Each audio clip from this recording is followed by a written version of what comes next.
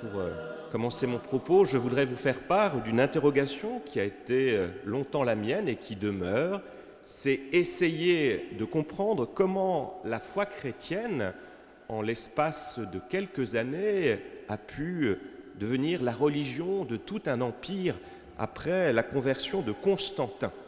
Je crois que c'est une question importante parce que si nous essayons de voir les raisons qui expliquent ce succès, eh bien, nous pourrions, dans un deuxième temps, nous demander si ces raisons, nous ne pouvons pas les faire nôtres aujourd'hui. Essayer d'appliquer les mêmes recettes, même si nous savons, comme le disait Céline, que l'histoire ne repasse pas les plats, donc l'histoire ne se répète pas. Néanmoins, par-delà cette remarque de Céline, je crois qu'il y a quelques éléments que nous pourrions faire nôtres et qui seraient certainement profitables à la fois à nos communautés, mais aussi au monde, puisque c'est une bonne nouvelle dont il s'agit, et il s'agit précisément de la faire connaître. Alors pour trouver des réponses à cette question, je me suis souvent documenté, et je suis tombé récemment sur un livre que j'ai trouvé passionnant. C'est un livre qui s'appelle « L'essor du christianisme ». Il a été écrit par un universitaire américain qui s'appelle Rodney Stark. Rien à voir avec Tony Stark pour les plus jeunes. Rodney Stark, il est professeur, il a été longtemps professeur à Washington, à l'université de Washington, et aujourd'hui il enseigne dans une université au Texas.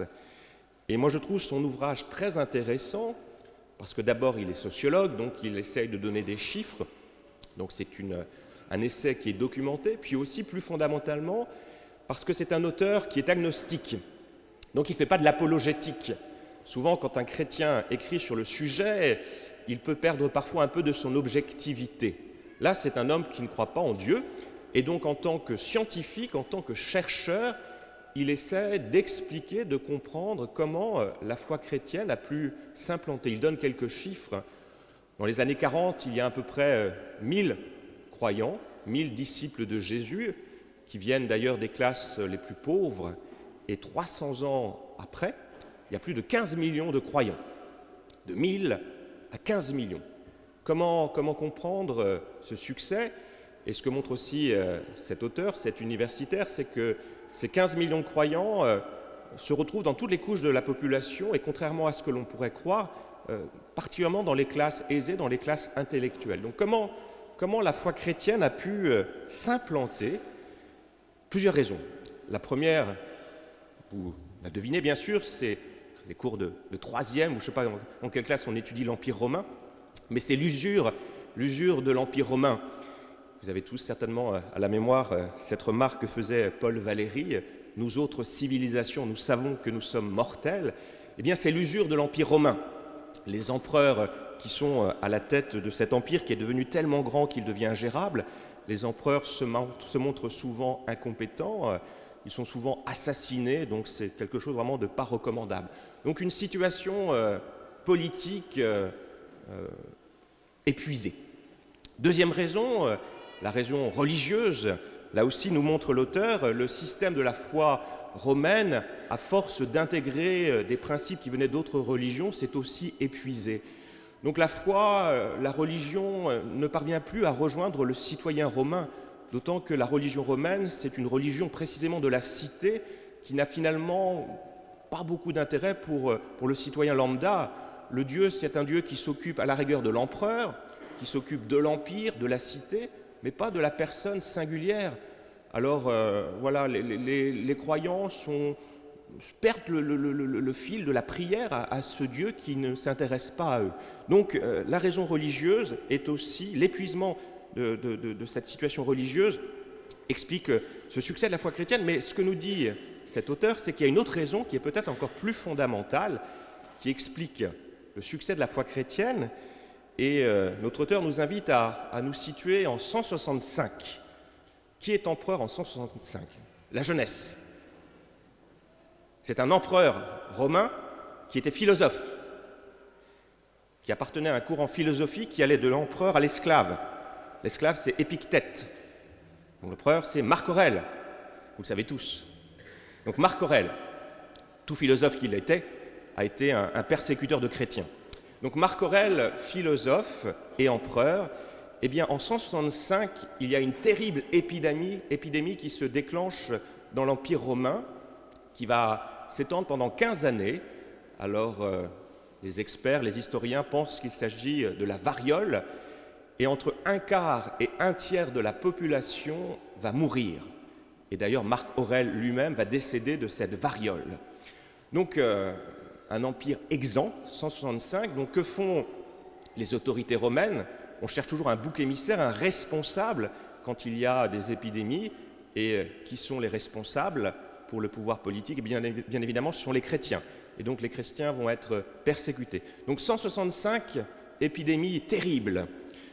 Nous allons avancer un peu. En 251, alors qui est l'empereur en 251? C'est plus compliqué, c'est Dèce. Et là aussi, un autre grand persécuteur de chrétiens. Et là, deuxième grande épidémie. Donc la première avait surtout frappé les villes, et cette deuxième épidémie de 251 s'attaque plutôt aux villages. De la même manière, on cherche des boucs émissaires, des responsables, et les chrétiens sont persécutés, sont massacrés. Mais néanmoins, par-delà ces persécutions, par-delà ces massacres de chrétiens, eh bien, la communauté chrétienne s'organise et va véritablement, nous dit René Stark, susciter l'admiration des païens. Pourquoi? Alors regardons du côté des païens, que se passe-t-il quand un membre d'une famille est atteint d'une maladie? Eh bien, dans les sociétés païennes, parce qu'on a peur terriblement de cette maladie, on expulse celui qui est malade. On n'en veut plus. On a tellement peur de la maladie qu'on se calfeutre chez soi. On devient beaucoup plus égoïste. Il y a une situation de mal-être, de peur généralisée, de manque de confiance, de violence exacerbée. Ça, c'est chez les païens, nous montre Stark. Et puis, à l'inverse, que se passe-t-il du côté des chrétiens? C'est une toute autre logique qui se met en place. Les croyants, précisément, s'organisent pour se porter mutuellement secours. Même si nos croyants, nos disciples du Christ ont peur de la maladie, ont peur de la contagion, eh bien, ils ont une force en eux qui leur donne le courage de s'occuper de ceux qui sont malades. Alors, ils veillent avec attention sur ceux qui sont souffrants, ne craignant finalement pas la contagion, et ils sont là. Et pour ceux qui partent, partent rejoindre le Père, eh bien, ils organisent des sépultures, des temps de prière pour accompagner par-delà la mort ceux qui ne sont plus. Et donc, ce que nous montre notre universitaire américain, c'est que cette puissance de la charité a profondément bouleversé la société romaine et explique une bonne partie des conversions. Donc, vous voyez, la force de la charité vécue par les croyants explique la propagation de la bonne nouvelle. Et je crois que c'est un bel enseignement que nous pouvons compléter par notre page d'évangile et par nos textes, puisque notre page d'évangile, notre texte, vient nous expliquer d'où vient cette force de la charité. D'où vient cette force de la charité? Et avant cela, on peut regarder rapidement aussi le passage du livre des Actes des Apôtres qui nous montre que cette charité, elle est difficile.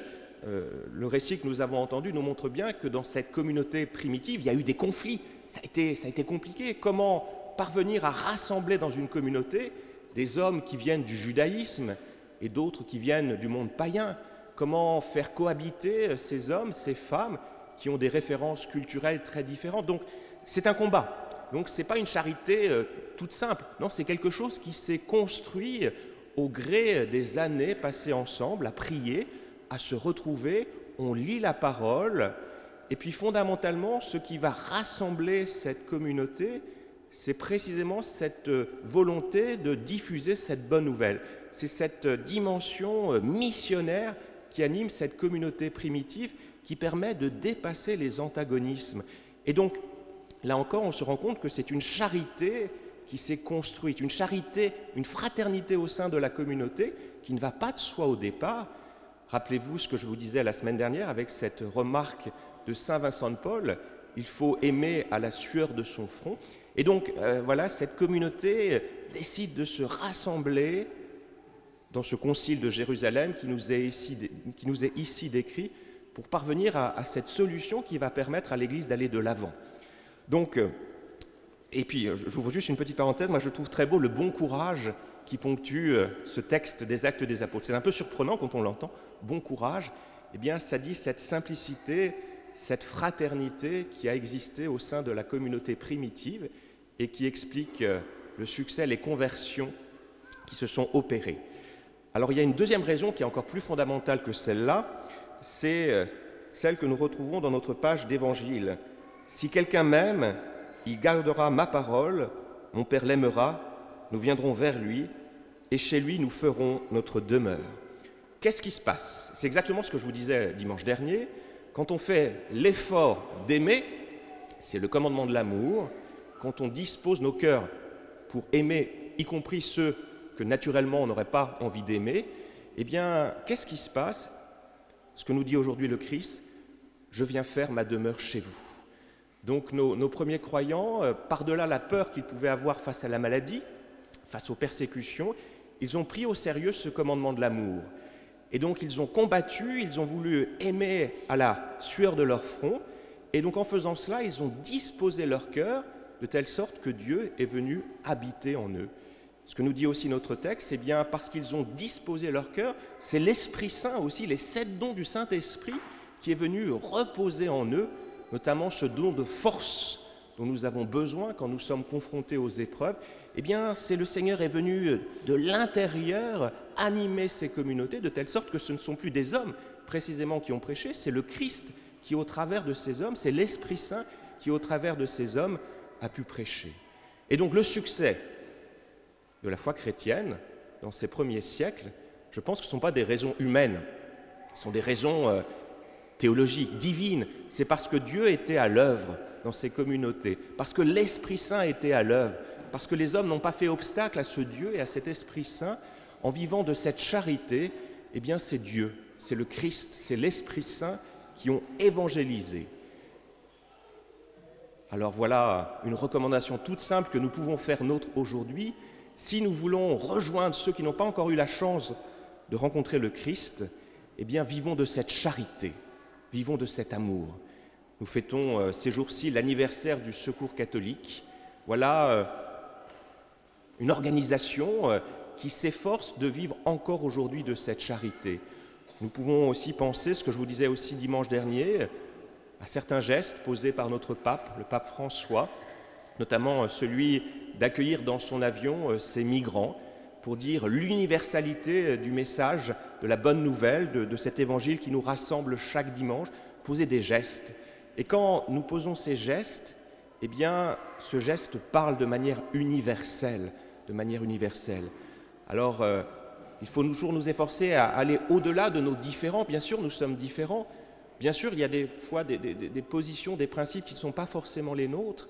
Mais je crois qu'à l'image de la communauté primitive, il faut essayer de dépasser ce qui nous différencie pour nous laisser unifier par la parole de Dieu et par cette urgence de la mission, cette urgence de l'évangélisation. L'important, c'est cela, c'est diffuser ce message de la bonne nouvelle. Et pour cela, qu'est-ce qu'il faut faire? Eh bien, peut-être parfois moins parler, comme je le fais trop.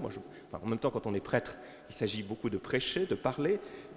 Je pense toujours à cette remarque que faisait saint François, prêcher souvent et si nécessaire, employer des mots. Prêcher souvent et si nécessaire, employer des mots. Alors pour les imparfaits, ils doivent parler, mais pour les saints, précisément, ils n'ont pas besoin de parler, ils n'ont qu'à agir. Et quand ils agissent, les saints, c'est Dieu qui agit au travers d'eux, et ça touche les cœurs. Donc soyons véritablement pleins de cette charité, pleins de cette miséricorde. Et puis ce que nous dit aujourd'hui le Christ, qui explique aussi cette force de la foi chrétienne, c'est cette phrase qu'il dit « Ne soyez pas bouleversés, soyez dans la paix ». Pourquoi Jésus nous dit de ne pas être bouleversés? Parce que lui-même a vaincu la mort, parce que lui-même a vaincu le péché. Donc, parce qu'il a vaincu la mort, parce qu'il a vaincu le péché, il nous ouvre un chemin beaucoup plus vaste. Ces croyants premiers chrétiens peuvent s'occuper de leurs frères malades, en sachant qu'ils vont peut-être mourir, mais ce n'est pas grave, parce que par-delà la mort, il y a cette espérance de la résurrection. Donc, ça vaut le coup d'agir, parce que c'est la vie éternelle qui se prépare aujourd'hui, maintenant. Et c'est la dernière remarque que je ferai, c'est plus on pense à la vie éternelle, plus on prêche d'ailleurs aussi sur la vie éternelle, plus on a cette perspective de la vie éternelle, plus on agit aujourd'hui, maintenant. Parce qu'on se dit que c'est maintenant que tout se prépare, c'est maintenant que cette vie éternelle prend racine. Alors, agissons dans le monde qui est le nôtre, c'est un monde imparfait, eh bien il a besoin plus que jamais d'être guéri par cette charité du Christ, il a besoin d'être guéri par l'Esprit Saint, mais pour cela, comme au 1er siècle, Dieu, l'Esprit Saint, le Christ, veulent passer par nous. C'est ce que nous méditerons pour le jeudi de l'Ascension. Le Christ monte au ciel et désormais il est présent par le corps de l'Église que nous sommes. Alors sachons aimer, sachons être miséricordieux comme le Père. Amen.